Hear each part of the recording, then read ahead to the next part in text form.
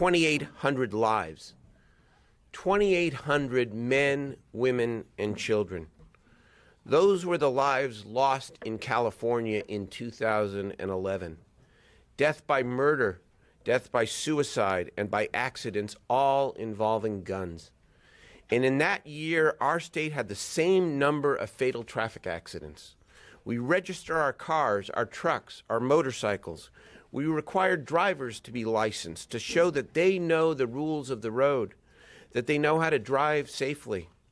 Isn't it just common sense to take a similar approach when it comes to gun violence and gun ownership? The gun industry, frankly, has a love-hate relationship with California. They hate our existing gun laws, which are already among the toughest in the country. But they love our marketplace. In 2011, there were some 600,000 legal gun sales in this state. And the industry is very adept at exploiting the fine print to find ways to get around the letter of the law.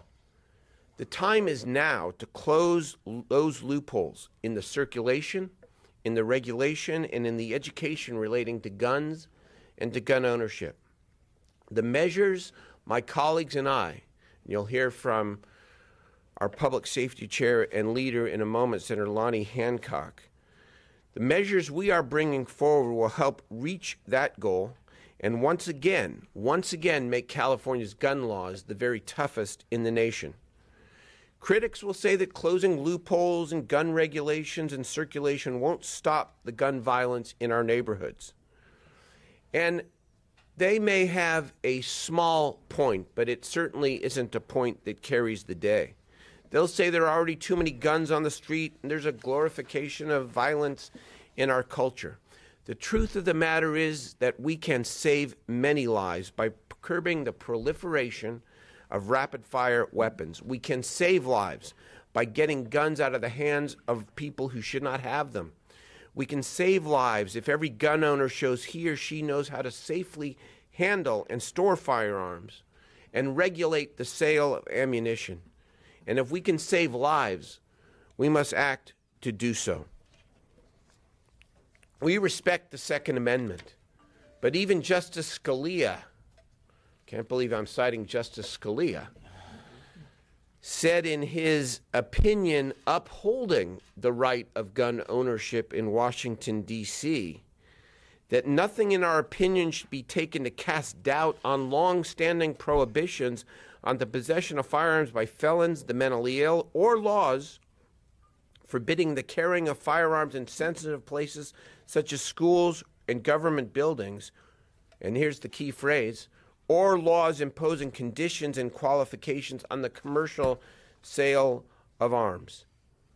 I want to thank my colleagues for their hard work.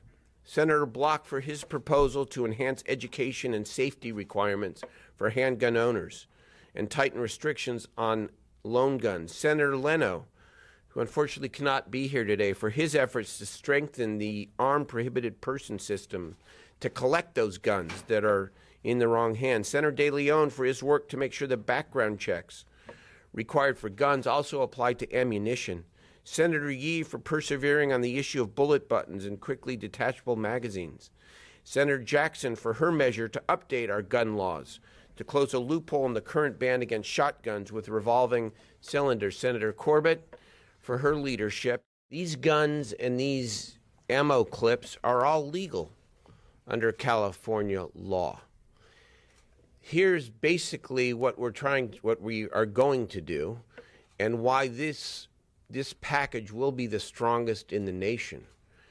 Currently, the possession of a magazine with more than 10 rounds is technically legal if it was purchased years ago. And somebody caught with it can simply say, well, I found it, or I purchased it many years ago. It's an obvious loophole that Senator Hancock's bill will close. The bill I'll be authoring with Senator Yee takes his groundbreaking work on the bullet button issue a step farther. Because if you fix the bullet button, the gun manufacturers then find another way to fix and to detach magazines and to allow for a magazine to fire more than 10 rounds, to have the magazine then be detached, to replace it again and continue with a spree shooting. We are going to seek to ban the manufacture of rifles that have detached magazines, period, so that there can't be the kind of loopholes that the gun manufacturers continue to ingeniously but very dangerously and harmfully find. So that's just a little bit of clarification here in terms of what those two measures do and why they are really the next step beyond even what New York, which has a terrific package, is seeking to do and has done. We'd be glad to answer any of your questions. We have the members here who are carrying the specific bills, the mayors, the chiefs. We're happy to answer your questions. Darrell, would this have been in question without the supermajority in the legislature, this kind of legislation? No, these bills only require a majority vote. And so this isn't really about the supermajority. We would be introducing this same package, even if we had fewer Democrats. But look, I know that it may be, a flight of fancy, but I would hope that there might be some members of the other party as well that would embrace these common sense measures and that it isn't just a partisan issue. These issues aren't partisan. The victims of violence aren't identified in the papers or by their families as Democrats or Republicans or decline to state. They're people. And we need to do what is smart, what is reasonable, and this package represents just that.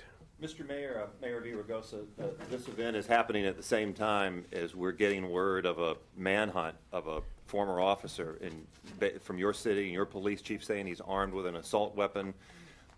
Obviously, if you want to comment on what's going on, that's fine, but it's hard to not draw that to this and your interest in trying to do something about the weapons. Well, thank you for that question.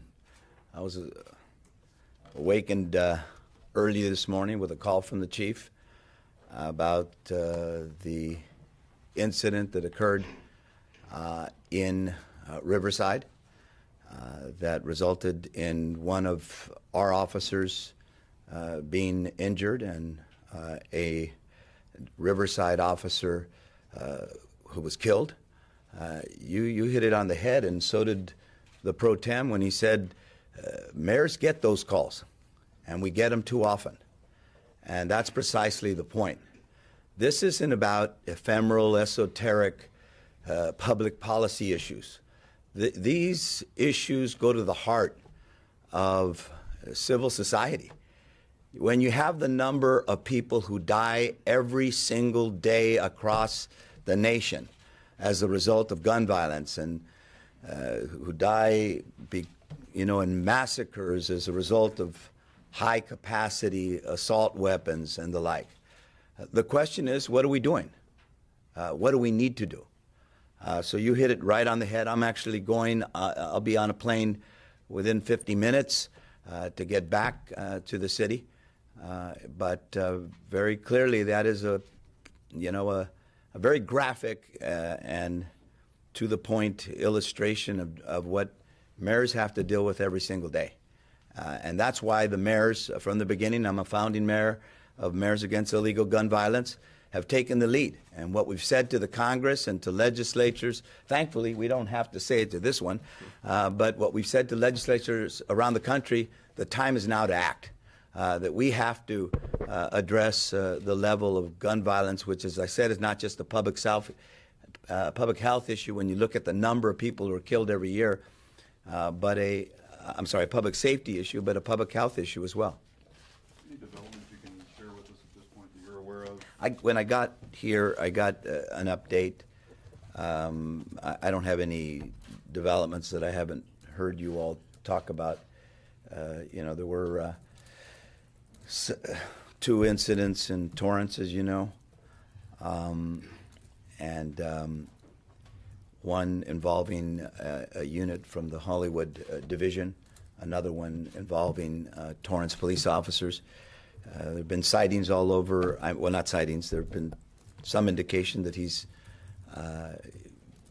moving around, but I can't confirm that at this point. And if I could follow up, he apparently thinks he has a beef with LAPD from something prior, and of course the department. No, he's apparently a sick individual. And I was That's gonna what he ask apparently is. on that. I mean, There's no beef. Okay. There's no beef that someone can have to kill 3 innocent people in the way that he has. So whatever problem he has is mental, and Godspeed to our police officers that we find this individual as quickly as possible. Very good. Senator Simon, you mentioned that your opponent's going to say that these may be minimal steps and that there are already so many guns out there. I mean, a lot of these laws do address the sale and try to make some illegal, but there are so many guns out there now. What can be done to maybe give more power to law enforcement to get the guns that are already out there away from Oh, well, first of all, when you look at Sandy Hook and Aurora, these were legally purchased guns. So these were legally purchased guns. So if you want to talk about some of the mass shootings that have occurred in this country, these measures here in California would go right to the heart of those kinds of incidents. But we also are addressing very aggressively the issue of guns that are already out there. And this was Senator Hancock's hearing last week. Senator Leno's legislation that seeks to appropriate whatever money is necessary. The estimate was $8 million a year for 3 years. I say, why not do $20 million in 1 year and get the 19,000 households that are holding 40,000 prohibited guns, and let's hire the law enforcement officials at both the state and local level, and let's get those guns out of the hands of people who should not have them. So that is a key part of this package. Senator, as Mayor mentioned, the resolution to act can wither with the passage of time. Do you plan on pursuing this package of bills on the customary legislative timetable or in a more expedited fashion? I think that's still a discussion to be had with my colleagues, with the Assembly, and with the governor, because obviously we can move as quickly as we want, but it's going to take the other people making the same kinds of decisions. Look, my inclination would be to move these bills as quickly as possible. Absolutely. Absolutely. We heard last week's hearing that some of the opposition saying you're taking the wrong approach, that you should address criminal activity and also the mental health of some of the people that have these guns. Well, as you know, we are addressing the criminal activity by going after the 40,000 guns that currently are being held by people who are prohibited by law to have them. On mental health, you're talking to the author of Proposition 63, and I was back in Washington, D.C. 2 weeks ago touting our prevention, early intervention, early screening approaches under Prop 63 as a national model. And we're going to continue to fight this session, both in California and nationally, for more mental health services. But it's not one or the other. It's a combination. As the chief said, there's no single answer. But if you leave any potential answer to the side and don't address it, more people will be hurt and will die. It's about saving lives. And we're going to do everything we can to save more lives. Senator, I'm wondering about the issue of enforcement. This prohibited persons list already exists, wasn't funded sufficiently, apparently. If you're looking at grandfathering, I mean, you're going to have to go find these things. That's an issue of enforcement. You've got the things coming in over state lines. That's another issue. You're looking at more funding for enforcement. How are you going to ensure that these things actually happen? The Dealer Record of Sale Fund has $20 million sitting in it right now. I would say the highest and best use of that money, the most important priority, is to go get the guns that are being held by people who by law are prohibited from holding them. And if we need more money, yes. If it's 10 million, 20 million, 25, 30 million, we are all living the fiscal restraint mantra here. We're all doing it. We know what we've been through, and that we cannot recreate a deficit. But the kinds of money we'd be talking about here, 10, 20, 30, 40 million dollars, in the context of a $90+ billion budget to save lives and give law enforcement the tools they need to get these guns out of the hands of people who shouldn't have them, it's a worthy investment. What about funding for enforcement of the things that you're proposing today, new regulations? Well, as these bills move quickly through the process, we'll cost these proposals out. And again, we're here because we will make not only the passage of this legislation a priority, but the funding necessary to make sure they're implemented. And also, what is the cost of having as many people die at the hands of gun violence? I think the amount that's been estimated is $1 million per homicide. I can't be exact on that, but and speaking to both of these questions, those same people that say we're taking the wrong approach. On the one hand, you heard Wayne LaPierre say at that commercial that he did for 20 minutes where he didn't allow any of you or anybody from the press to ask a question, you heard him say we've got to enforce our gun laws. What he didn't say is his organization has stopped us from from applying our laws, enforcing our laws over the last couple of decades. What he didn't say is they've not approved an ATF director in 18 years. They've been at the lead of that. They don't support the study of gun violence and the epidemiology of gun violence. They now have gone back from what they said in 1999. In fact, he said at a hearing that we ought to have universal background checks, and now they've recanted on that. So those same people have been fighting us for a generation. They don't represent the American people, by the way, because 90% of the American people do agree that we should have universal background checks. The vast majority of the American people do agree that we've got to deal with gun trafficking and straw purchasers. So those arguments have been present for a long time. Thank God we have a legislature that is going to make these decisions based on the facts. We'll take one or two more. Yep. Given the changing demographics of California and the fact that, I mean, you're a big champion for mental health services. Thank you.